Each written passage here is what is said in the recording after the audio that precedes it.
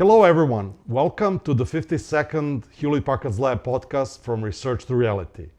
This time I have a great honor and pleasure to host Scott Shaffer. Hello Scott. Hey, Dan, good to see you. You are the VP of Server Advanced Development, is that right? Indeed I am. Welcome.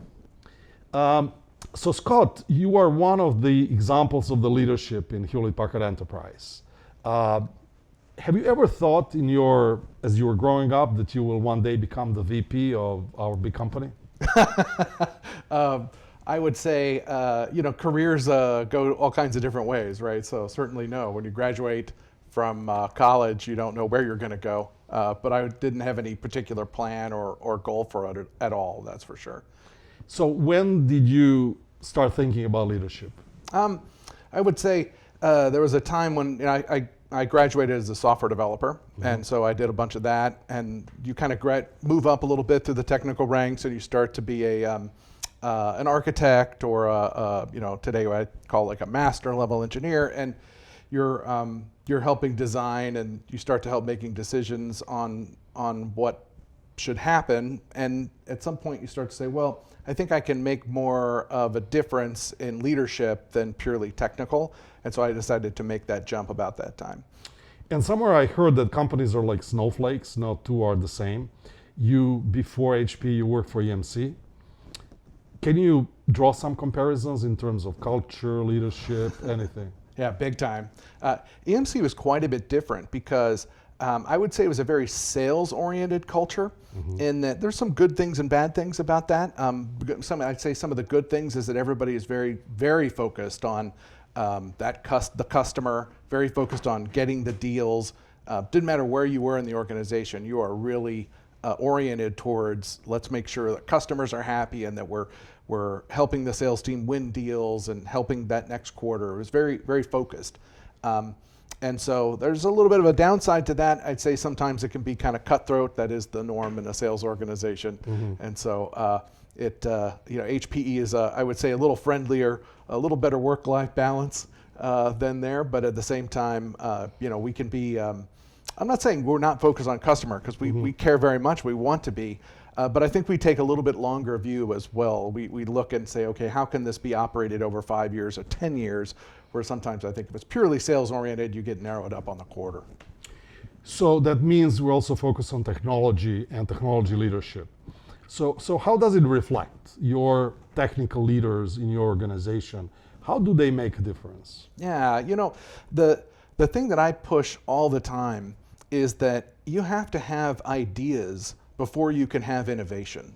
I know that sounds obvious, but you have to, the way I kind of equate it with them is that for every 10 ideas that you have, or that someone has, one of those ideas is worth pursuing a little bit and doing like a proof of concept and figuring it out, right? And of every 10 proof of concepts you do, one of those makes it to the product, the way I kind of look at it. And so if you back that up, you have to have 100 ideas before you have one thing make the product. And you have 99 things that don't make it. But if you don't collect those ideas, if you don't cause that conversation, if you don't cause that discussion within the technical community, you don't create the 100 ideas. You don't get the one that turns into product.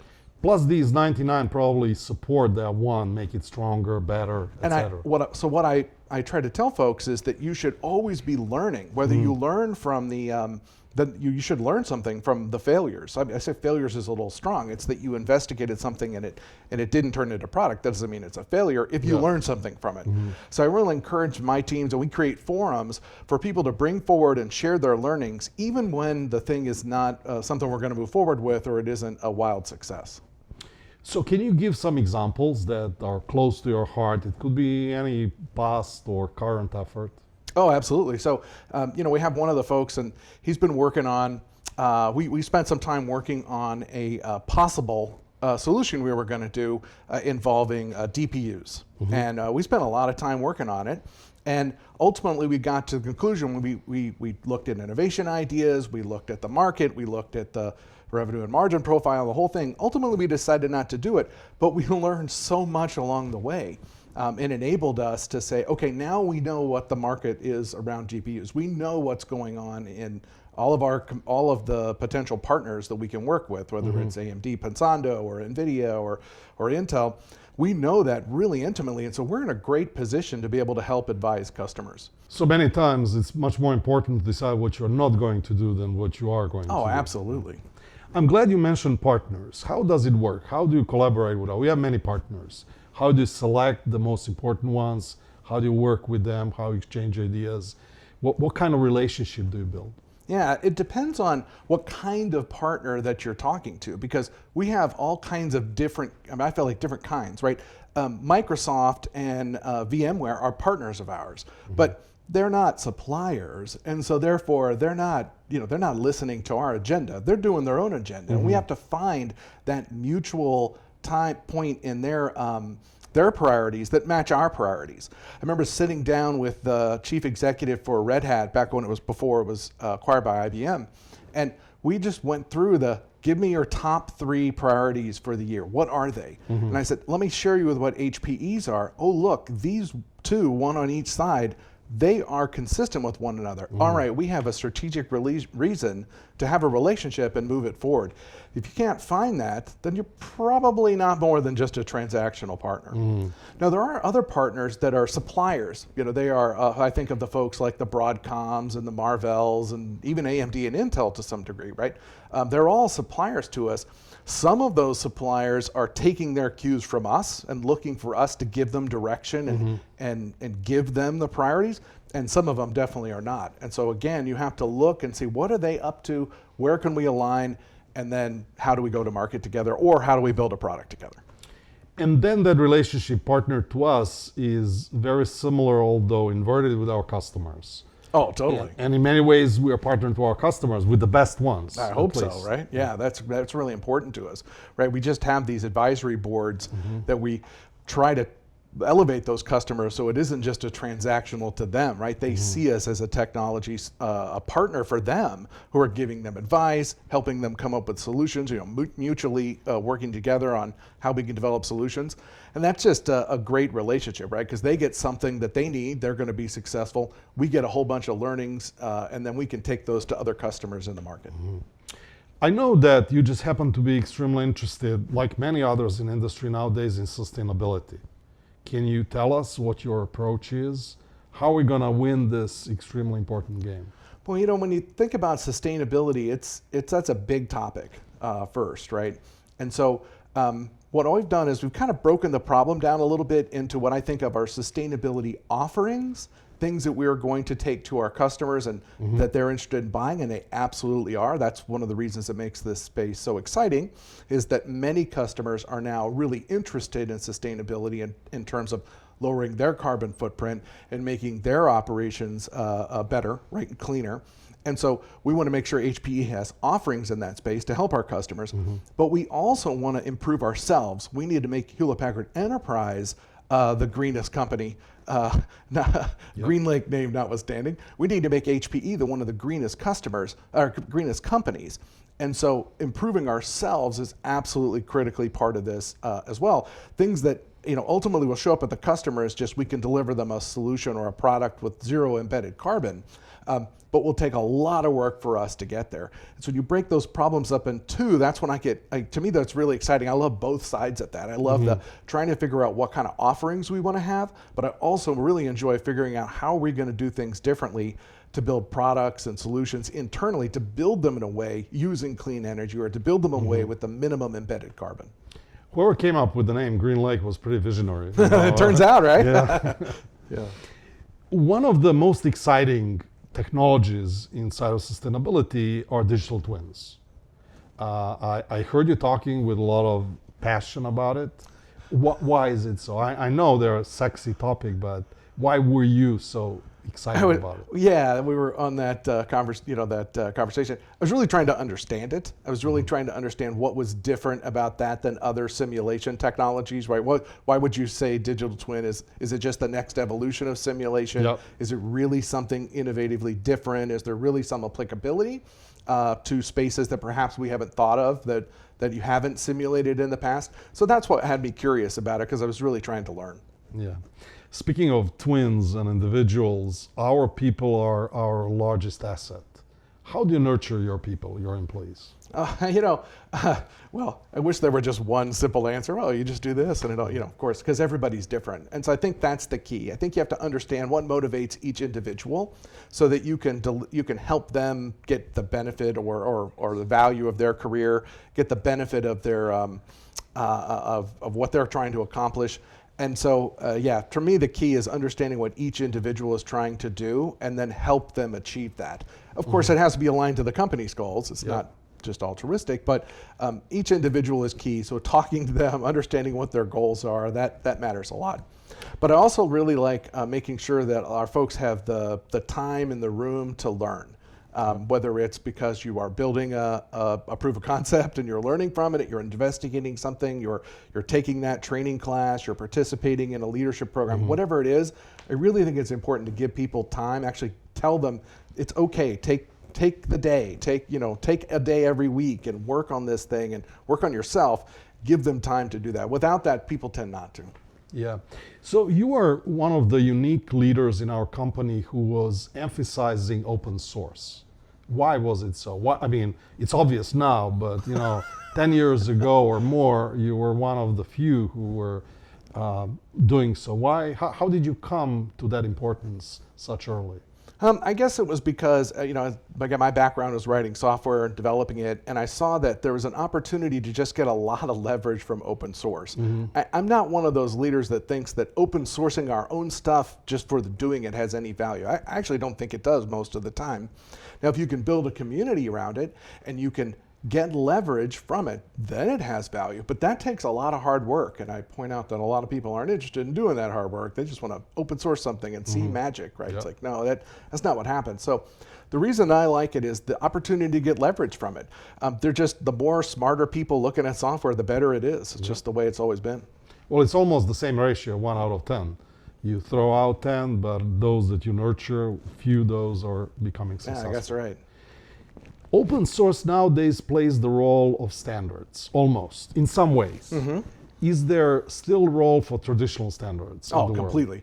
But yeah, the reason it's interesting you mentioned that. To me, open source it becomes a de facto standard in a lot of cases, right? There's always been de facto standards in our industry, and that's not a problem.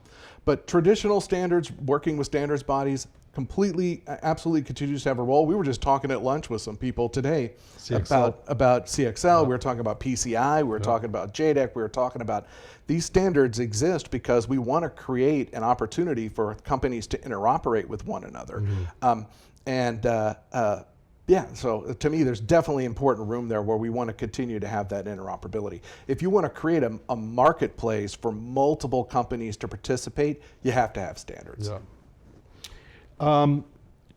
We have also spoken about documenting innovation and inventions, and they could be documented either as patents or publications. How much do you think they're important? Well, clearly having a strong intellectual property catalog at Hewlett-Packard Enterprise is important. I really like when we can defend ourselves from other companies who think, I'm going to sue you over something, right? I really like that we can use our portfolio to defend ourselves. So from that standpoint, I think it's really good. I think it can actually be a negative sometimes. I think software patents in general sometimes have not been great for the industry. Locking up certain things that are software are just a little strange to me. It's not the same. An algorithm, you're not supposed to be able to patent that, but somehow, people act like they do, and they have software patents. So some of it's bad, but I'd say by and large for HPE, it's been really good. And then every once in a while we get one that just is in fact used everywhere, and we are able to collect some royalty revenue from it. So that's never a bad thing. What about papers, publishing conferences, journals, or even documents, white papers? Yeah, the thing about, I would say, like publishing and papers, that's incredibly valuable for helping advance the state of the art, especially when you're working with folks in academia like I know you do. I really like that. I like that we're able to do that to kind of advance that state of the art, to use that research to move it forward and to encourage new research into new areas. So I consider those papers very important for that reason. white papers are a little different. A lot of times those are designed to really sort of almost like extension of our customer communications, where we're showing you how to do something or we're explaining our perspective on it. And so I think those are a little bit different. I don't tend to think of those exactly in the same space because I think they have just a completely different purpose. Okay. Our company is well known for investment in humanity in general. What kind of, other than sustainability, what other aspects do you think your organization is doing, or Hall of HP, that you were impressed with? Well, I'm really proud of HPE's DEI efforts in general, of diversity, equity, and inclusion, because I really believe in it. I believe that I've seen it. I believe I have seen it. I've seen teams that come together that had very similar backgrounds. They went to the same upper middle class white American schools and then the same colleges. They approach problems the same way, and there's nothing inherently wrong with that. But when you get people with a really diverse set of backgrounds, they didn't grow up that way, they approach problems differently. They come up with solutions that the first group doesn't. And that's what we need most of the time, right? We need different ideas, different approaches to problem solving. And I've just seen it. I've just seen people who come at the problem with a different viewpoint because they had a different experience or they've grown up differently. It just has mattered. And so for me, I think that's an awesome part of HPE, that we really celebrate it, we promote it, and we say we want that, because I think it just makes us better. Very nice. You spend a lot of time and effort in work. What else do you do? Is there any time of the day, week, month, year that you can put into something else? Sure, yeah. I really enjoy gardening in terms of planting. Really, I don't have not a vegetable garden. I haven't done that, but really just sort of maintaining the plants and picking good choices and putting them in, and hopefully they survive. And so I enjoy that, and creating a good-looking landscape. So that's something that interests me. And then I do a lot of woodworking. Have a lot of tools. I have a lot of tools. I don't do enough woodworking, but I have a lot of tools to potentially do it. Yeah. So I kind of collect those, collect those tools. I always feel like having the right tool for the job is so important. And then I still really enjoy computer gaming. I'm online, computer gaming with groups of friends. Maybe not every night, but many nights a week. Because it's not only is it fun, but it's a really interesting social aspect where you're talking to friends now online that maybe don't even live in the same city anymore, but you still maintain those relationships. Stay connected. Speaking of city, you work and live in Houston. Nowadays, today actually, we're in Orlando, Florida, and then you've been visiting us in California. How do you draw parallels? How is life in Texas? Oh, and where did you grow up, by the way? So I was born in St. Louis, Missouri, and then at 7 years old moved to Texas and kind of been there really. I spent a few years up in Boston when I worked for EMC, so got to be around. I'd say one of the things I like about Texas is there is a high degree, people are just friendly. They're willing to say howdy and be friendly to you. I feel like that is something that's pretty nice. And then I can't help but point out, the economic situation in Texas has been fantastic. It has been growing like crazy. It was very big contrast for me living in Massachusetts, where they were kind of shrinking, and that just puts a lot of pressure on all of everything in government and services and people, and they're declining a little bit. That's not fun. Being in an area that's enjoyed growth for many years, it's quite fun from that perspective, because there's always that kind of thing going on, new businesses starting and growth and new buildings and things going in, and so I kind of always have liked that. So that's a little bit different in Texas. I'd also say that there's plenty of strong technology leadership in all kinds of areas, and Texas has lots of good technology leadership. I think we're seeing some big growth in Austin now, where some of the technology companies are actually relocating there, and we're starting to see those areas grow for sure. Also some good vegan food in Texas. Totally, right, yeah, absolutely. Houston, I'd say, is not really a technology hotbed per se. It has a much stronger kind of oil and gas presence but most companies, oil and gas is no exception, have a heavy investment in technology, and so that's going on in Houston just like every place else. I usually end up this podcast asking about books, but after your work, gardening, woodwork, games. Do you ever have time to take a look at some book? What's the Certainly. one that you read last? The one that I read last, I highly, highly recommend. It's called Thinking Fast and Slow. I heard somebody internally had recommended it, right? So it was on my list. And then I was listening to a podcast with a psychologist, and this psychologist said that he thought that this book was the most important book written in the 21st century so far. And that had me saying, okay, I got to go read that, right? What could that be about? And so it turns out that it is a really interesting perspective from one psychologist's study of humans and how our brain works over many years, and little interesting things that he learned along the way about how our brain processes information. And I found it to be very inspiring and incredibly thought-provoking. I have not stopped thinking about that book since I finished it. I can definitely use some of this thinking slow. Thank you very much. It was great talking to you. Awesome, thanks for having me.